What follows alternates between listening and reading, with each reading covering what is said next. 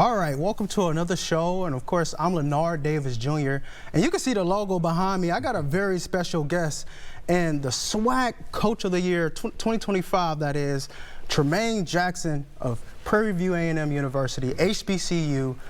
Proud coach. How are you doing today? I'm doing well. Thanks for having us here today. Thank you for taking the time out. And before we really get into, the full shebang that I have for you, what does it mean for you to be able to get those awards? And let's grant it, like, this is an opportunity for you to talk about your accomplishments. We both come from football. You're currently in a football background, but, we're taught to, like, not talk about ourselves. Right. But this is your time to shine, Coach, with the time that they allowed us. But for you, what does it mean to be the 2025 SWAC Conference Coach of the Year on top of non-FBS All-Texas Coach of the Year last year? Yeah, like you said, we're taught not to talk about ourselves, right? And we really don't, because it took so many people, players, administrators, especially our coaches.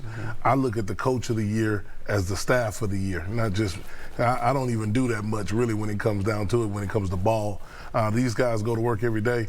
Our players bought into a vision, and we were able to get something done in less than a year when nobody thought we could. So I owe all the credit to those guys, to everybody in our building. And I will tell you, it is fun. It's fun to get recognized, but to be number one is to be respected. And once you get recognized, that means people respect what you've done. What does it mean to the Jackson legacy, because, this is something that your family, your grandkids are going to look back and be like my grandpa, my great-grandpa, he did something monumental. Yeah, well, I'm the last Jackson male. I have a daughter, and so unless she have a son and name him Jackson, I'm the last one. But for us, I think it speaks to what my grandmother and grandfather laid a long time ago through their kids, through my mom. To make our family proud, it's one of those things that make you really think and reflect back on just growing up. Certainly, we don't have a lot of time to think about that stuff because we're pressing on. But in the time of quietness, I do think about what my grandparents would think about what we're doing right now. And we're in the same boat. I have a 10-year-old daughter. And so, praying for a boy one day, yeah. But that's in God's hands. So you're fresh off of the HBCU Legacy Bowl, a coach that wins the SWAC, is allowed to coach that game. Yeah. What was that experience like? It was very good, man. Doug Williams and James Shack Harris in the Black College Hall of Fame, they put that game on with All-State. And it was a really big event.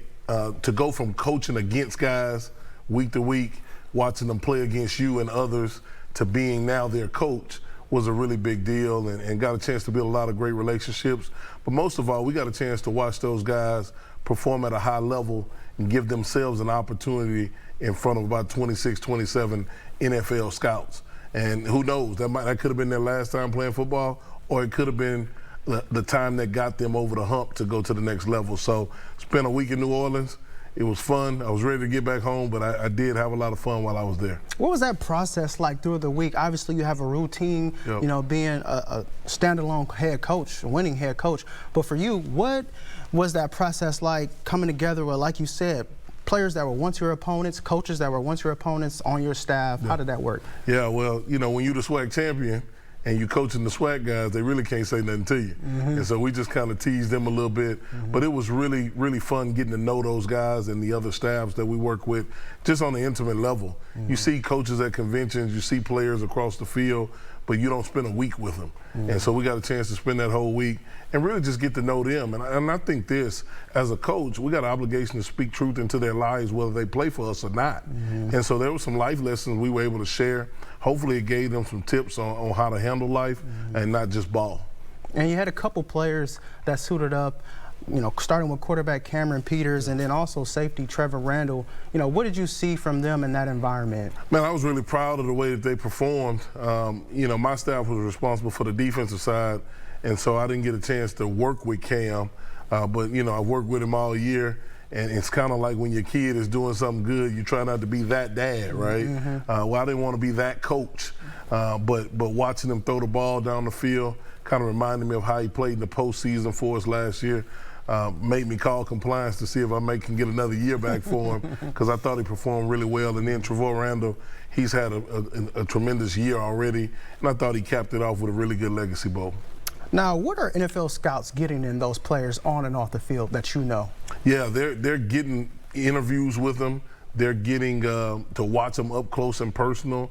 They issued out an invite to the combine there just by watching guys compete at a high level. And so they're getting an intimate look at those guys. Instead of coming by the school and being on to the next school, they're there for the whole week and really get a chance to get to know them. And what do you know about these players, you know, especially all the wins and some of the losses as well? You know, in a lot of ways, we learn more from our losses than our wins. Yeah. But for you, what are NFL's teams getting in those players? Yo, man, they're getting guys that want to compete.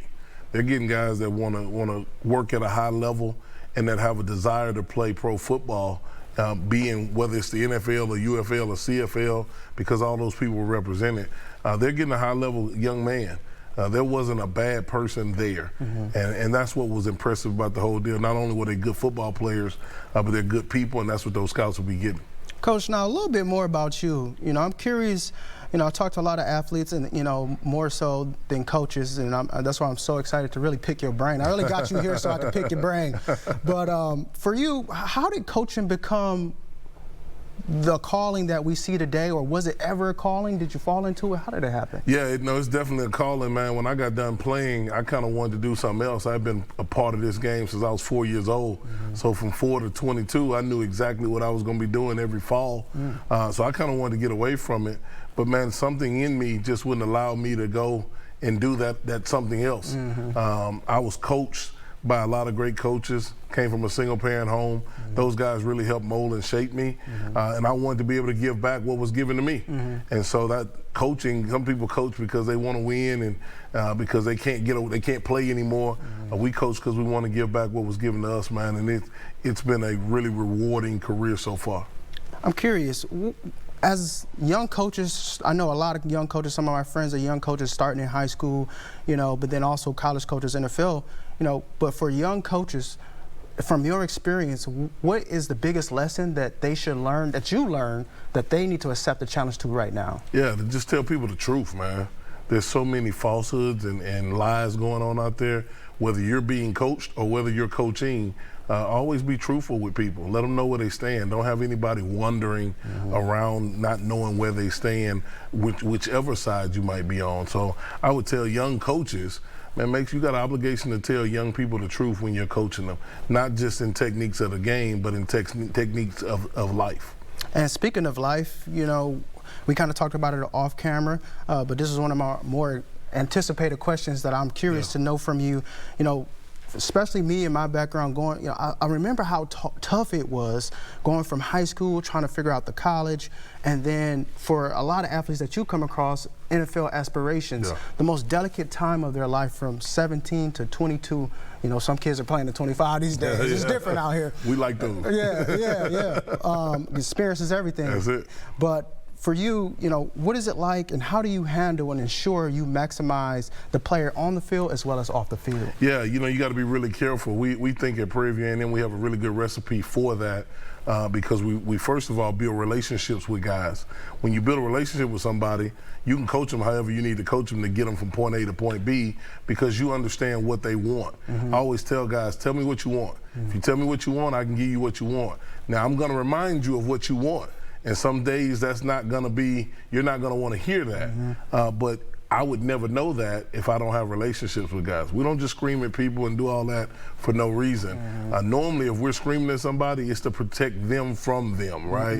On those days that we all need that. But you also got an obligation to get to know them so that you know when things change and when their moods change, and then you can check on them. And their mental health, their well-being, and things of that nature. And that alludes to my next question, Coach, and great answer too, by the way.